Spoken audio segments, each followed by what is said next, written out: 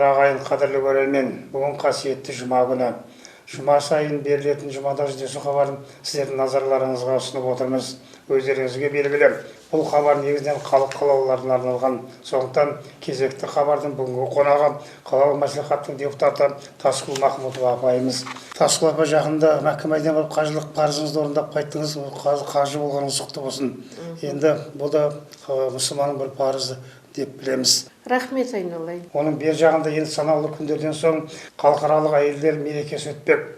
Біз мынау мәселеге ерекше тоқталған себебіміз, өйткені осы 18 депутаттың ішінде Тасқұл апа біздің ана депутат осы кісі ғана. Сондықтан арнайы осы төл мереке қарсаңында біз сұхбат алуды жөн көріп, арнайы ат басын бұрдық. Тасқұл апа, жаңа хабар барысында айттым, арнайы ат басы сізге бұрған себебіміз жақында әйелдердің төл мерекесі. Бұл енді жылда дәстүрлі мереке дегенде осы мерекемен жалпы Қазақстан әйелдер аналарын құттықтауға, осы жердегі өзіміздің түркістандық бауырлар, қыздарымызды, келіншектерімізді, апа-әжелерімізді құттықтауға байланысты осы хабарды мен алдына дайындауды өзім азаматтық парызым санадым. Оның бер жағында сіздің айтып кеттім, осы 18 депутаттың ішіндегі жалғыз әйел ана сіз ғана. Сондықтан мынау келеаққан мерекеде құтты болсын. Ал енді негізгі тақырыбымызға көшейік. Өзіңіз білесіз, бұның алдында да осы хабарға қатысып, халық қалаулысы ретінде салушылар аманатын атқарған сәттеріңіздің бәрін айтқансыз. Дегенде содан бері біршама уақыттар өтті. Ал енді қазір халық қалаулыларына деген елдің құрметі ерекше. Өйткені өздерінің сол аманаттарын арқалап сіздерге тапсырып жатады. Көптеген өзекті мәселелерді шешуге байланысты кездесулерде өздерінің аманаттарын тапсырады. Осы мәселе төңірегінде біз кездескелі бері аралықта қандай мәселелер шешілді, соны біз білсек. Қадірлі құрметті түркістандықтар, бауырлар, мына Асекең айтып отырғандай-ақ, аналарды құрметтеп, аруларды құрметтеп, бүкіл республика, жер халықаралық мына мейрамымыз жақындап келе жатыр. Сондықтан да әйел аналарға көңіл бөліп отырғаныңыз өте орынды. Бізде тек қана әйел депутат емес, әйел әкім, әйел қолбасшы, әйел білімді басқарып жатыр, әйел ана денсаулықты басқарып жатыр. Тағы министр аналарымыз бар. Солардың барлығы да осы тәуелсіздік Қазақстанның салдарлы саясаты елбасшымыздың арқасында қазіргі гендерлік саясат деп жатамыз, соның арқасында жұмыс істеп жатырмыз. Ал енді депутат мағынасын айтатын болсақ, бұл депутат халық қалаулылары. Халық қалаулылар деген бір алтын сөз бар. Оған көп адам тұрарлықтай бола бермейді. Ал сондай халық қалаулы болғанына мен өзім қуаныштымын. Кейбір депутаттарымыз соның ішінде құрғақ уәдені беріп, асып төгіп көп нәрсені айтады. Кейін кезде соның барлығы біреу орындалса, біреу орындалмай жатады. Оның да себептері бар шығар. Себебі кейбір нәрселер қаржыға кеп тірелген кезде біздің қолымыздан онша көп нәрсе келе бермейді. Жалпы президентіміз алдыңғы жолдауында былай деген еді. Өзін басқарудың ең негізі ол бүгінгі мәслихат деп. Демек, біз көп нәрсеге қатысымыз бар. Біз әкімді сайлаймыз. Біз қайбір мекеме болса, соның бюджеттік қаржысын тиімді пайдаланып отыр ма, жоқ әлде шашылып жатыр ма, оған да барлық уақытта көз қырымыз салып, одан біз есебін алып отыруға тиіспіз.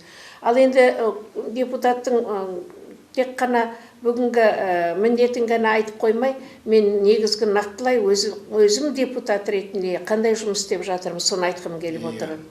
Мен мынау сайланған округымда сайлаушыларым мені жақсы таниды.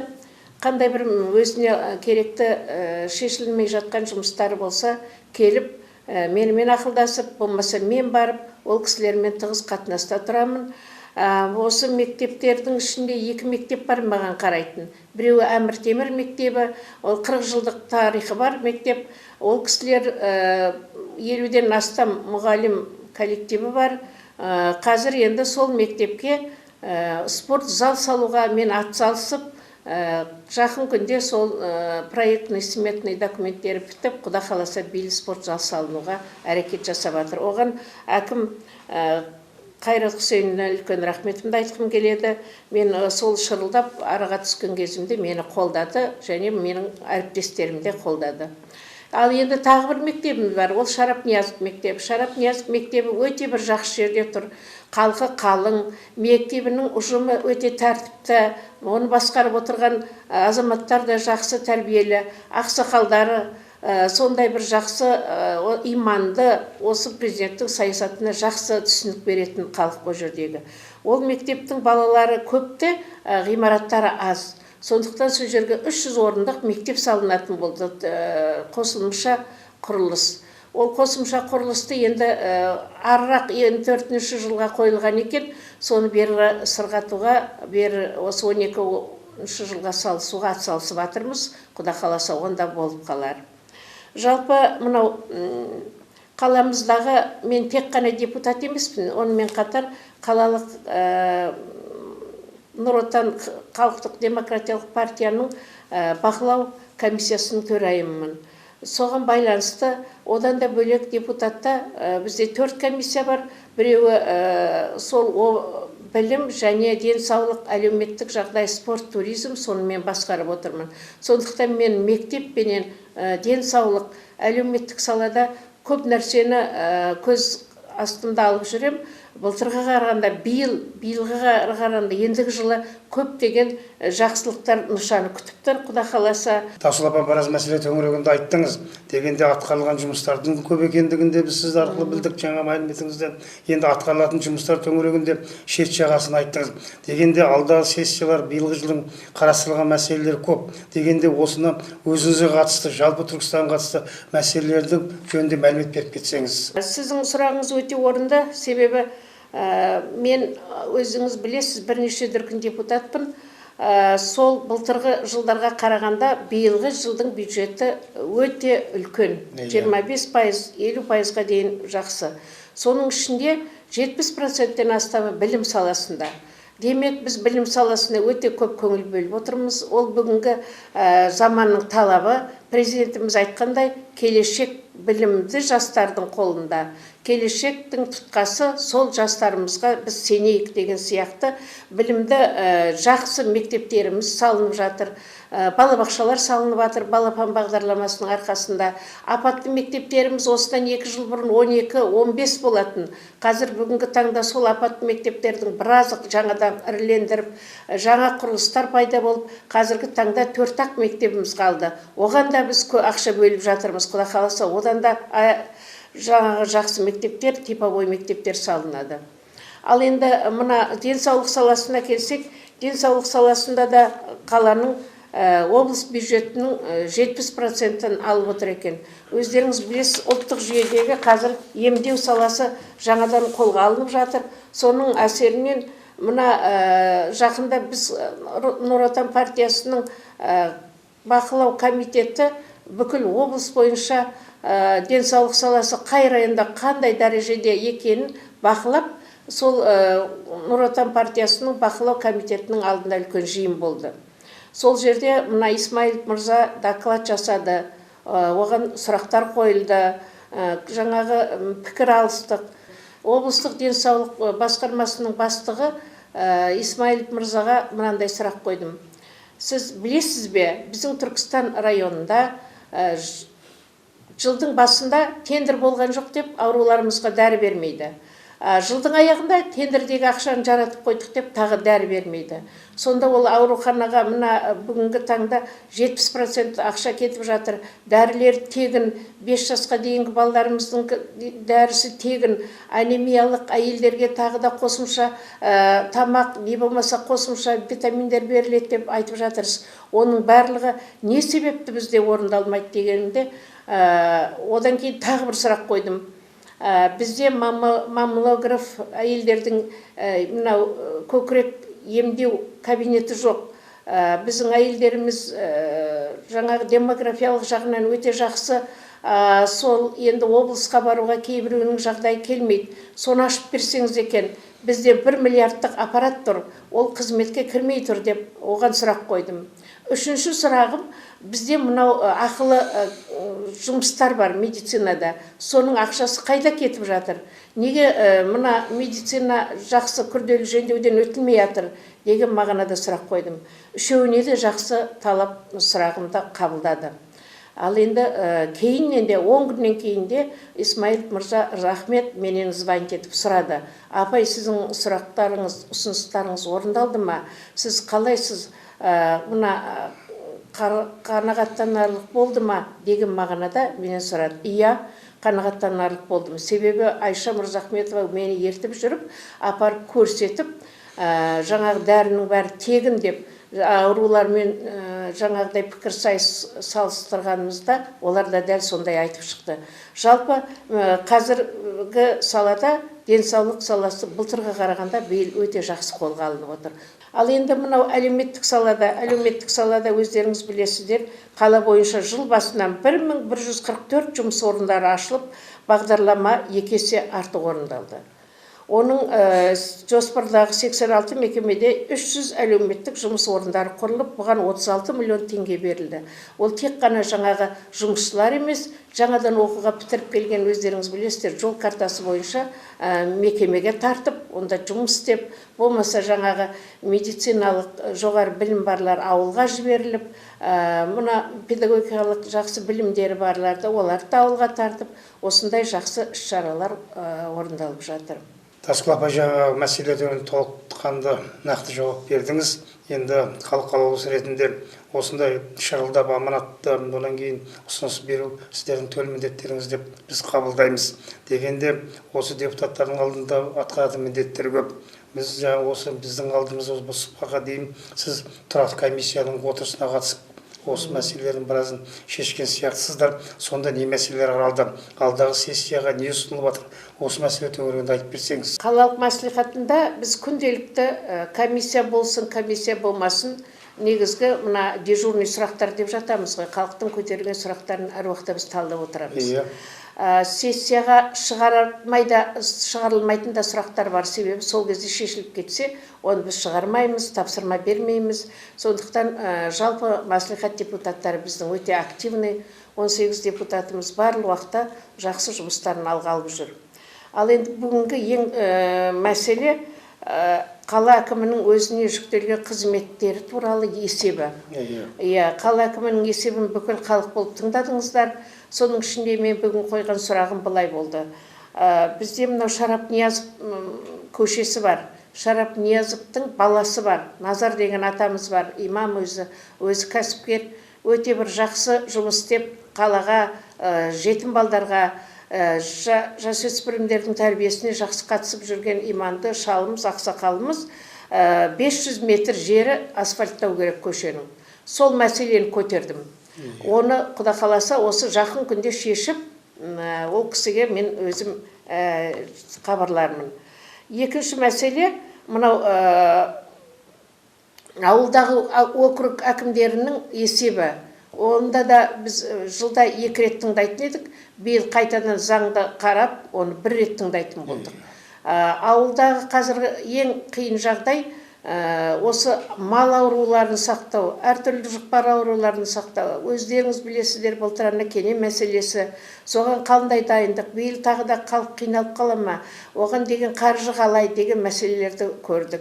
Тек қана жаңағы ауыл әкімдерінің өздеріне жүктелген қызметтерінен де басқа, мынау кеше келе жатқан сайлауымыз бар, Нұр Отан партиясының тапсырмалары бар, солар туралы да біраз осында мәслихаттастық.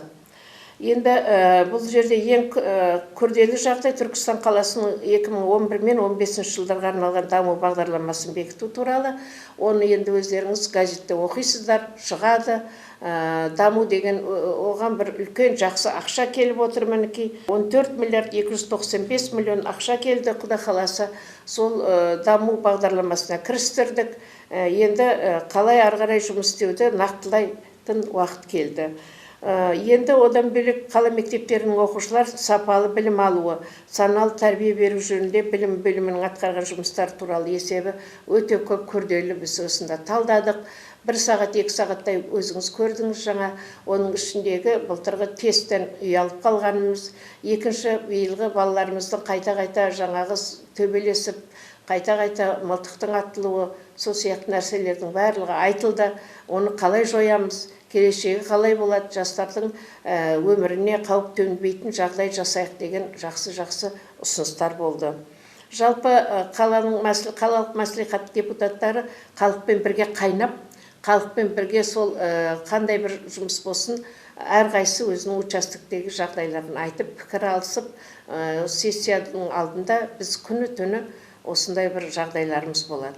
Жалпы мен ойлаймын, мәслихат депутаттары бір осы халықтың әкесі мен шешесі сияқты.